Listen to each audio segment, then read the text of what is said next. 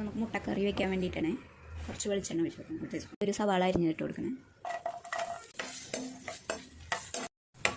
നല്ലോണം വഴന്ന് വന്നിട്ടുണ്ട്. ഇനി നമുക്ക് തക്കാളി ഇട്ട് കൊടുക്കാം. തക്കാളി പച്ചമുളക്.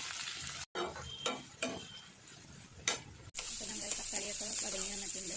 ഇട്ട് കൊടുക്കാം. അരയ്ക്കാൻ ഇറച്ചി പൗഡർ, മല്ലി പൗഡർ പൊടി 1 ടീസ്പൂണ്, മഞ്ഞൾപ്പൊടി 1/2 ടീസ്പൂണ്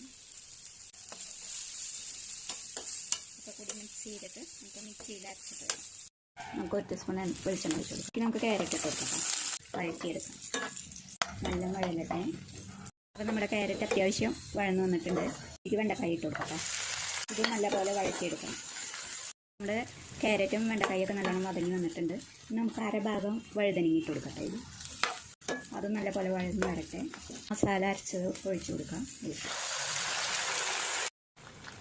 കഴുകി ഒഴിക്കുകയാണ്.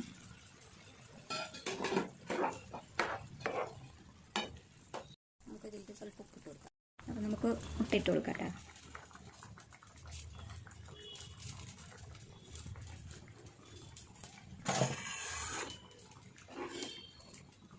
മുട്ട അതിൽ കിടന്നൊന്ന് വേവട്ടെ. അപ്പോൾ ചാറൊക്കെ ഉള്ളിലേക്ക് പിടിക്കും. മുട്ട ഞാൻ ചെറിയ ചെറിയ ഹോൾസ് ആക്കിയിട്ടുണ്ട്. ചാറ് തിളയ്ക്കുമ്പോൾ ഇതിൻ്റെ ഉള്ളിലേക്ക് പിടിച്ചോളൂ. നമുക്ക് കറിവേപ്പില ഇട്ട് കൊടുക്കാം. നമ്മുടെ മുട്ടയൊക്കെ സെറ്റായിട്ടുണ്ട്. കറി നല്ല തിക്കിൽ വന്നിട്ടുണ്ട്. ഇതേപോലെ കുറച്ച് കൊത്തമല്ലി ഇല ഇട്ട് കൊടുക്കാം. അപ്പോൾ നമ്മുടെ ഇവിടെ മുട്ടക്കറി റെഡിയായി. എല്ലാവരും ലൈക്ക് ചെയ്യുക, ഷെയർ ചെയ്യുക, സബ്സ്ക്രൈബ് ചെയ്യുക, ഫീഡ്ബാക്ക് അറിയിക്കുക കേട്ടോ.